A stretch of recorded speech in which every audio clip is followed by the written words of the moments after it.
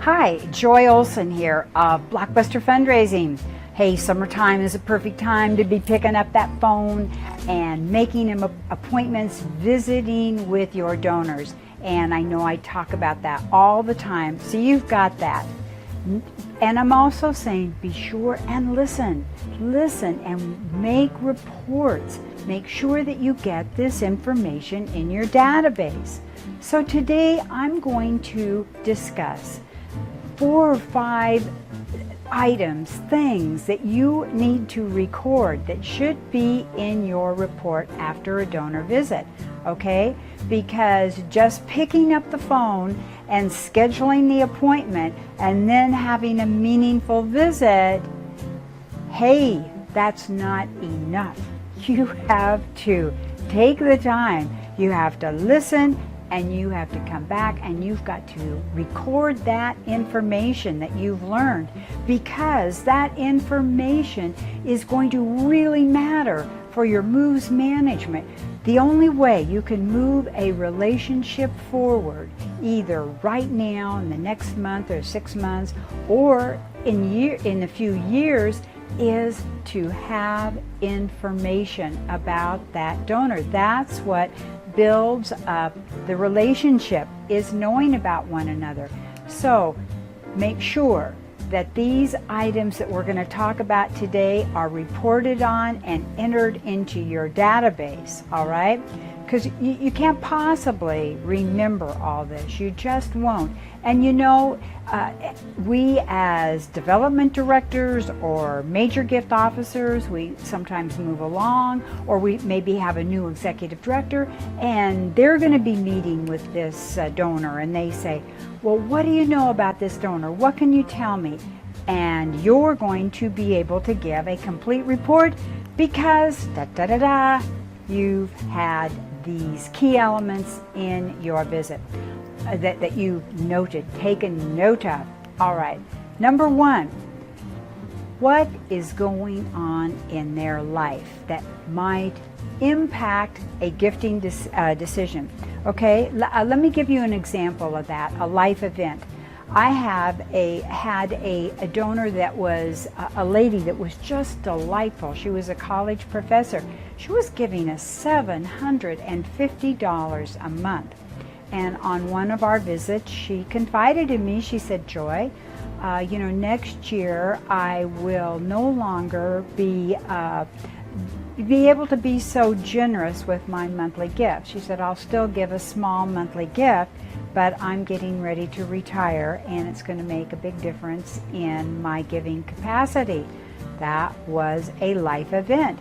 I definitely took note. So that's a good thing to know and report it. Okay, 2, are there changes in family circumstances that could affect their gift to you? Now, perhaps like I'm a grandparent, perhaps I will one day want to help my grandchild go to college. Or perhaps your donor is facing putting their parents or helping their parents in a nursing home. And these things cost so much money and make a huge difference. So you want to find out any changes in their family circumstances.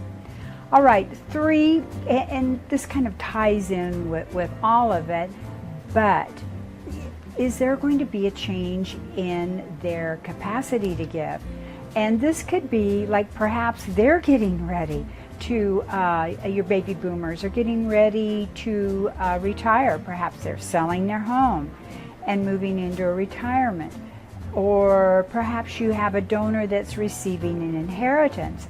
I know you see all these reports about the billions of dollars, trillions, I guess, that is getting ready to be inherited. So you want to know about your donor's giving capacity, and if you're friends and you have visits, they'll share this information with you. Certainly a little bit. They may not say, Joy, I'm getting this huge inheritance, but you get my point. All right, 4. What about their plans to make a gift to us in the future? will they share that information with you? I find that a lot of them do. And sometimes they talk about it all the time. I mean, every time you see them at an event, I'll have some. I used to have this one lady say, I've left you in my will. You're in my will. And you know, she said it to me so often that when Jackie died and we were in her will, I was almost kind of surprised, because on the other hand, I'd had so many donors that I'd met and gave small monthly gifts that had never mentioned it, and all of a sudden we had a beautiful bequest. I don't think you always know, but if you meet and are friends and share information, oftentimes or occasionally they will give you this information, what they plan to do, which is really nice. Other people, very private about what they're going to do with their money, and I wouldn't even consider asking the question, are we in your will? No way. Okay, fifth, find out what other causes or issues or activities that the donor is passionate about. And this is a wonderful thing. As you visit and know one another, they're going to share more, and they're going to trust you and share what they like in life and what they're interested in.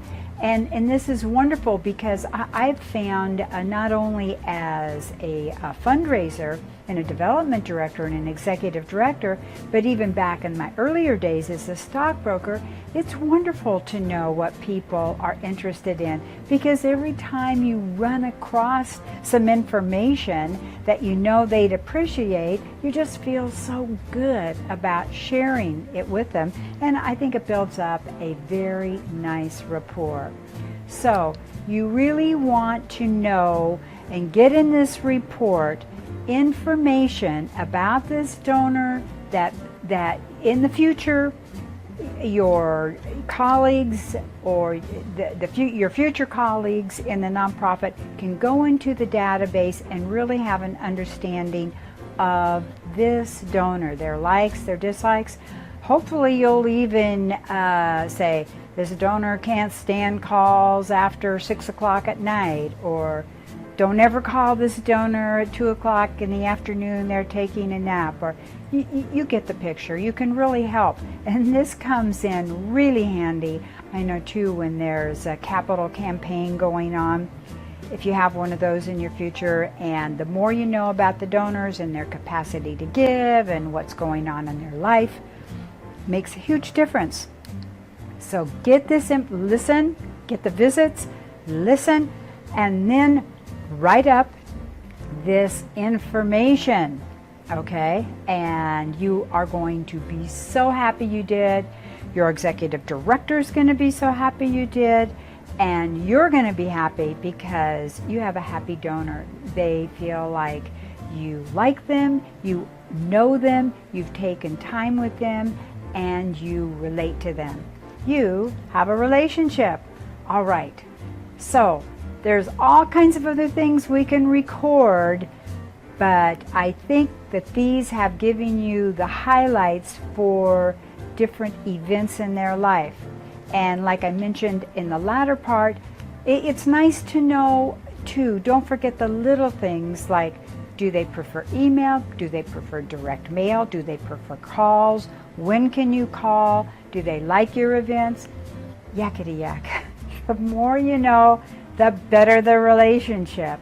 And it's all about great donor relationships if you want donor retention, happy donors, and great fundraising. Okay, Joy Olson, Blockbuster Fundraising. Thanks for having been here today during our summer learning series. It's hotter than hot here in Oregon. Hope you're cool there.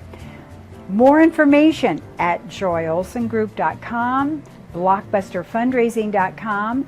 We've got hundreds of free fundraising tips and videos on our YouTube channel, as well as our summer learning series. And we're everywhere. We're Instagram, Pinterest. So thanks. Thanks for having been here. Bye-bye. See you soon.